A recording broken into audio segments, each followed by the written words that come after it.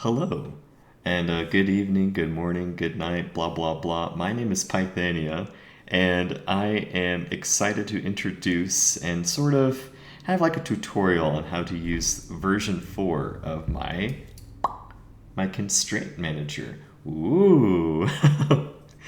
It took me a very long time to sort of work through more of the lag, more of and of course, in true developer fashion, I had to add cool, epic new features. They're very useful though, and I'll tell you why I added them when I get to there. So, when you first drag it onto some object, it can be literally anything. I personally use a manager object, it's just an empty game object, to do stuff like that. You should see one major change from version 3, but we're not going to look at that right this second. Essentially, and let's go to like some. Actually, let's not go in there. Let's just look at the armature for right now. And the whole point of this script or this tool is let's put the hierarchy that in general I would like to just pay attention to. And I want to put a rotation constraint on my armature. So I would press +1, or you can add this number to whatever you'd like it to be, either or. And I'm going to put in armature because that is the part I want to have the constraint. I open this little fold out, and you can see the rotation axes, you can see the global weight. You press add source, and I want the source of the armature to be the hips, so I will put that there. Don't worry about this thing yet. Don't even click on it. Just don't. Now, when I press add or update constraints, wowee, it shows up right there. And this also supports negative weights, so if I update that, now free edit is on, I think. Oh, interesting. But, let's just set it back to 1 and edit the global weight. Everything is as it should be. Now, if I want to just have it rotate on the local z-axis, wowee. And now, let's say I just want it to be the default, turn this all back on, and now I would like to, I see a small, that's easy. That's easy, I'll fix that. Now I would like to just activate my constraints. It'll activate and lock it, and now it's good to go. It is active. She is ready right now. But, let's say I would like to edit them in some way. Do not, and please follow my word is fucking law right now. Do not edit any of these constraints and then add, or like in this case, update the constraint. Bad things will happen. If you would like to edit constraints after activating them, you have to deactivate. Then you can safely update it again and activate it, and now it's working. And let's say I don't want the armature to have a constraint at all. Boom, you just delete it. Perfect as. And for some reason, if you, hold on, let's get there. For some reason, if you wanted to have any sort of other, like various other garbage to look at. So let's add it back here again. You see these advanced settings, you see these constraint settings, which you should never, ever touch unless you know what you're doing. This is fine. This is like off limits.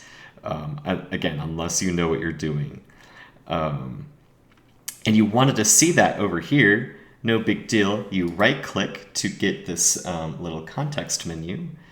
In properties, you can toggle constraint settings and advanced settings, and it'll give you the option to fill out all of that too.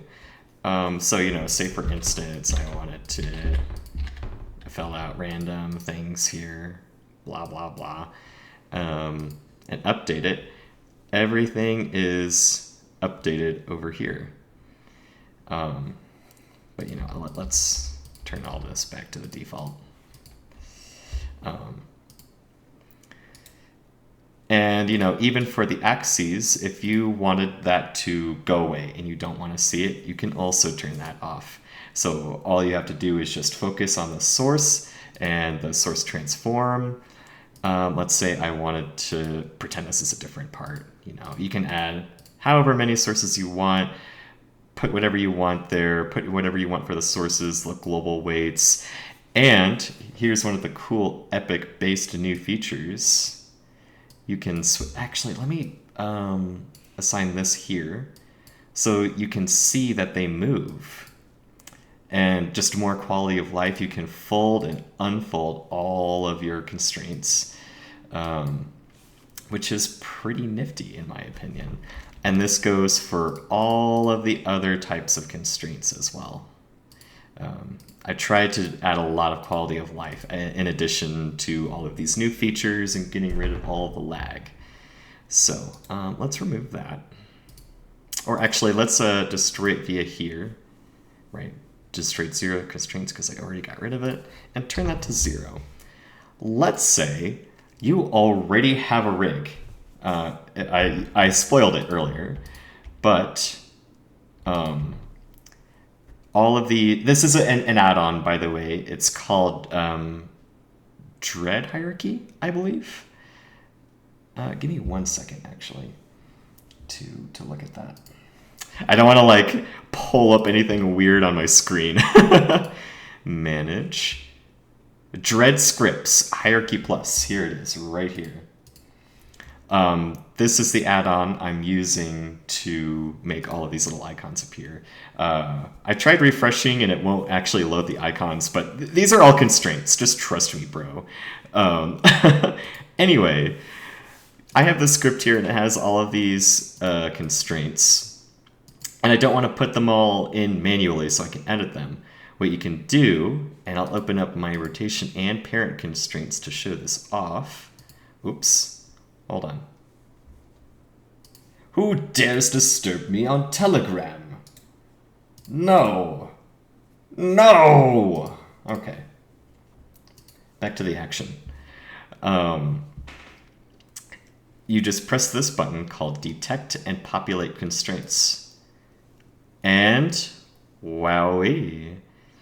And it'll tell you exactly how many of each type it found.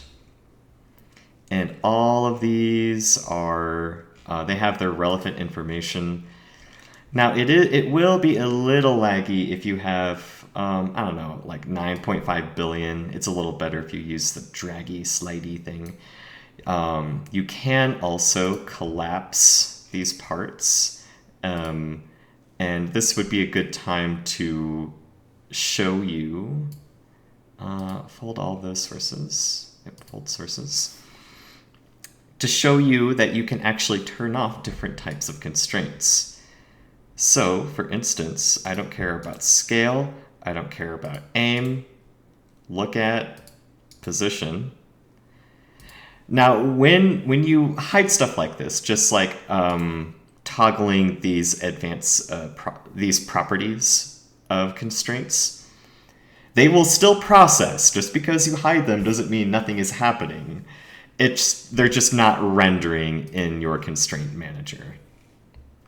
But let's say I only wanted to worry about parent constraints for right now. So I'll even turn off rotation constraints. And it is a little less laggy. Again, there's only so much I can do, especially with so much information.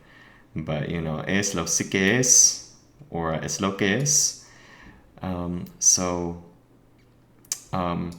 actually going to take us back to the default of this, plug the base of my hierarchy in. This doesn't have to be the absolute base of your avatar, by the way. It only has to be, like if I only cared about my wing here, I would just plug this in. But just good practice, put the whole base of the avatar in. I'm going to repopulate my manager. And now I'm going to show off something pretty cool. This was one of the last things I got to polish because it was weirdly complicated to set up. Now, if we open the Others tab at the very top above all of the constraints, but under the main buttons, you'll see something called Filter Mode. And it says Whitelist Mode, showing visible constraints. So Filter Mode, essentially, how should I put this? You can choose which constraints are being processed when you do operations. You're essentially black and whitelisting them. So for instance, if I didn't care, I only wanted to care about these feather physics objects. Disregarding anything in parent constraints, we're just looking at the rotation constraints for right now. I would click this little button here, and you see they just disappear. Where do they go? Well, you can see in the parts array that they're hidden. That's interesting. And then there is this little check mark here called Show Hidden, 5 hidden. And now, here they are. The little X means that they're hidden. And if we press Filter Mode, it'll take us to Blacklist Mode, where the only things that will be processing in the entire manager when we do any of these functions, we call any of them, these 5 will be the only things that are being touched on. So if I demonstrate, you can see that the rotation constraints disappeared. Add them back. Wow. And let's activate them while we're here. And all of this stuff says visible. All of this stuff has like a little circle next to it saying that it's visible in whitelist mode, invisible in blacklist mode. And it'll show how many are visible, of course. But let's go back to this. And if I destroy constraints here, you can see a billion things disappeared, except for the rotation constraints on these 5 parts that we blacklisted. What a cool feature, in my opinion. Not to like embolden myself or anything, but that was such a cool thing. And if you press unhide all constraints, they'll all come back. It'll process as normal. So cool. And this feature is compatible with something new, another cool, shiny new thing I added. If you right-click and go to Functions, the last thing in this context menu to explore, we have, let's just turn all of these on. Some of these you should not touch at all. Don't touch them. Just don't. Let's activate these constraints. I will show you what they do, though, in theory. So you see lock and unlock, which is its own thing here. It's at the top. For some reason, if you wanted to mess with that stuff, you could unlock it and lock it back up without deactivating and reactivating. Again, this is really not something you should touch. It's not something you should turn on, but it's there for the techie people who want it. And zero constraints, it just does bad things. It works like when you press this button, it will do the exact same thing as if you touch this button here.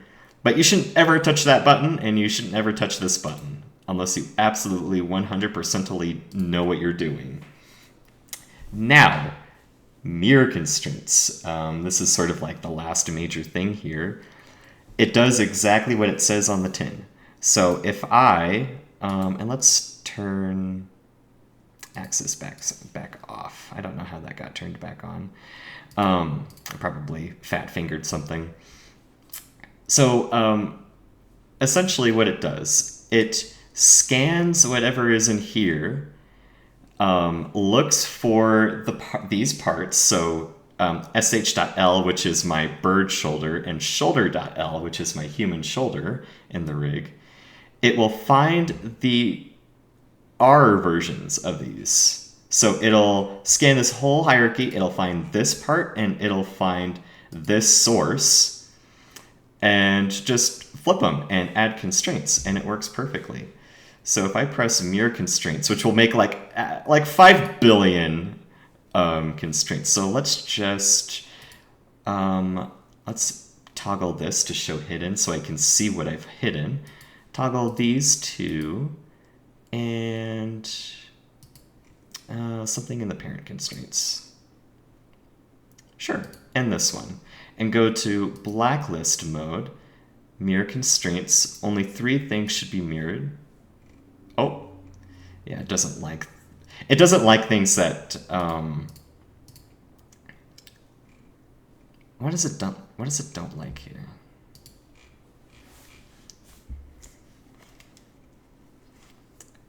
Hold on. Does it not like this?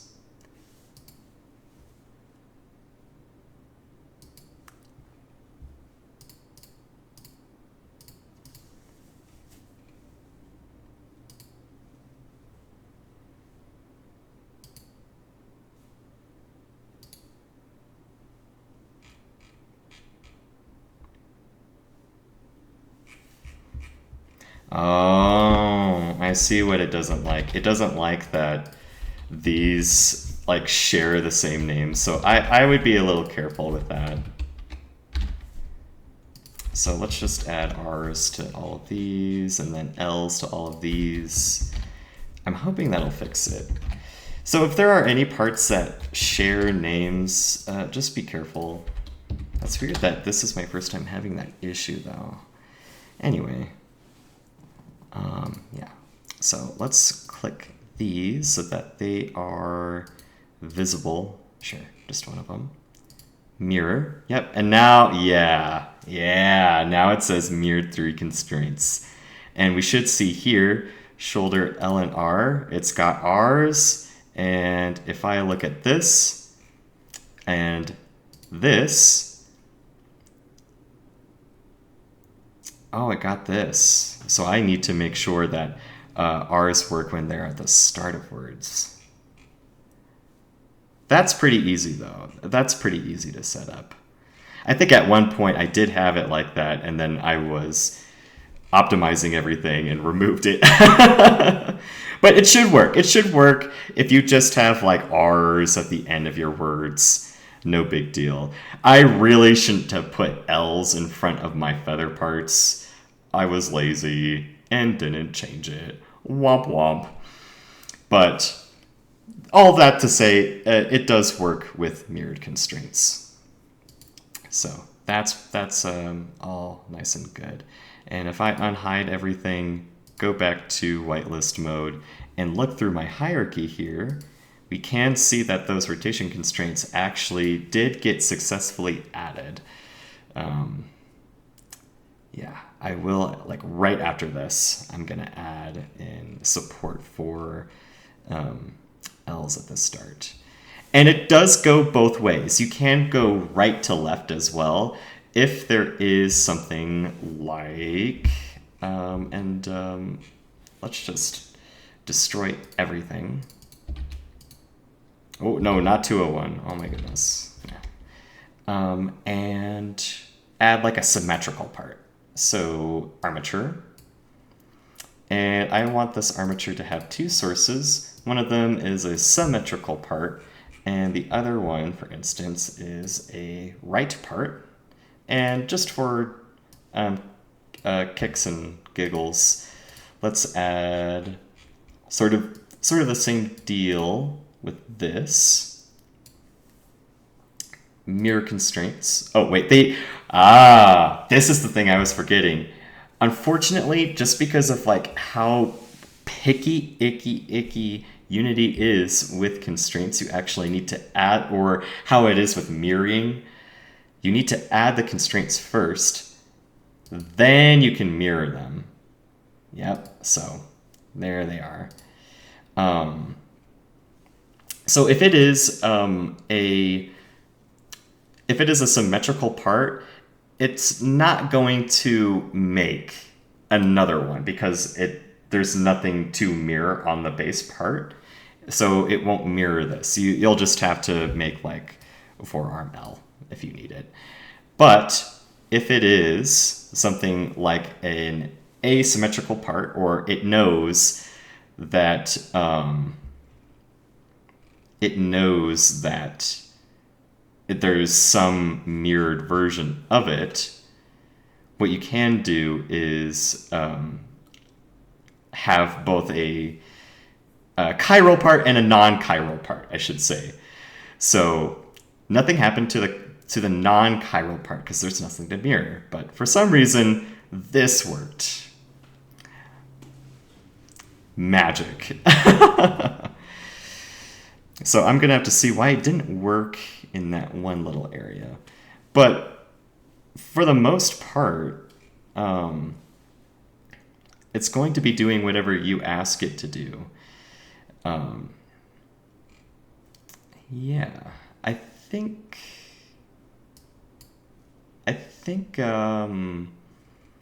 shown off most of everything. I've shown off all the nice quality of life stuff. Being able to do this this took me like 3 weeks. well, 2 weeks, but it took me a long time. Filtering took like another 2 weeks. Mirror constraints wasn't that bad. And if you decide to turn everything in functions off, that other fold-out will disappear, and you don't even have to worry about it. Everything that I have added, I've added as a result of working on these bird wings. So it's had its stress test. I feel like there are some ways I could make it better, and some very minor bugs, such as for some reason that that one thing not showing up, or that one source not mirroring correctly, which I'll take a look at. I'm sure it was just because I was mistaken, though. But that's about it for mirroring. Just to make sure that everything on your rig, if it is a chiral part, has a label on it, L and R. If it's not chiral, you don't really have to worry. If there are any sort of bugs or bad things or other hubbubaloo, let's say, give your boy a shout out. I'm more than happy to discuss, like, how did you create this bug? How can I fix it? How can I make your life easier? Like, I didn't know that having a filtering system or a mirroring system would actually be a good idea until I actually was working on my own rig. So I'll have no clue what to add unless people ask for it, which I will be more than happy to do. I think that's about it. And then I'll finally be able to upload this tool. So, peace, y'all. Thank you for watching.